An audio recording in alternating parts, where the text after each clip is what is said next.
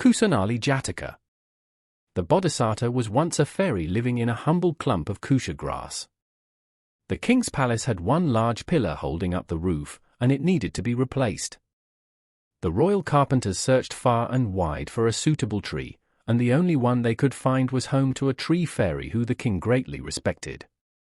The carpenters explained the situation to the king, and he told them to make the proper offerings before cutting the tree down. He would find a new tree fairy to worship.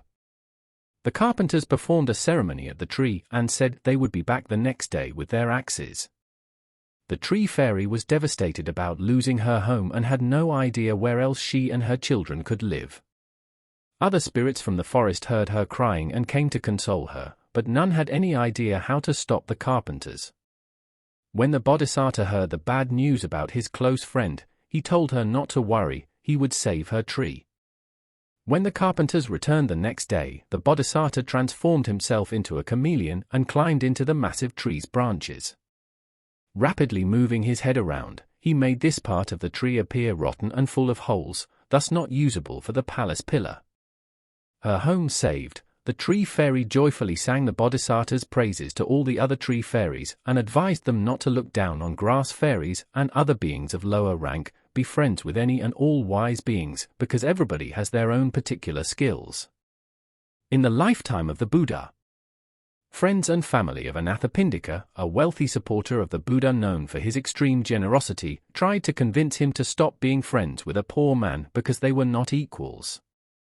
Anathapindika not only rebuked them for suggesting such a thing, he left his poor friend in charge of his wealth when he was traveling, and the friend cleverly saved it from thieves. A band of armed thieves who knew about Anathapindika's trip surrounded his house to break in.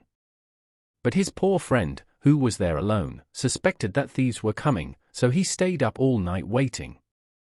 When he heard the thieves arrive, the friend ran around the house making loud noises to convince them there were actually many people there, so they threw down their weapons and left. The next morning, the people who had wanted the poor man banished now glorified him for being so wise. When Anathapindika returned home, he mocked his friends because if he had listened to their advice, he would be a beggar now.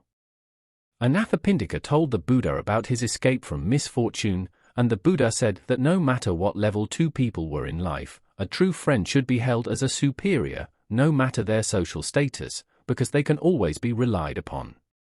Then the Buddha told this story so Anathapindika knew that he himself had also once saved a superior friend's home. The tree fairy was an earlier birth of Ananda, one of the Buddha's top disciples.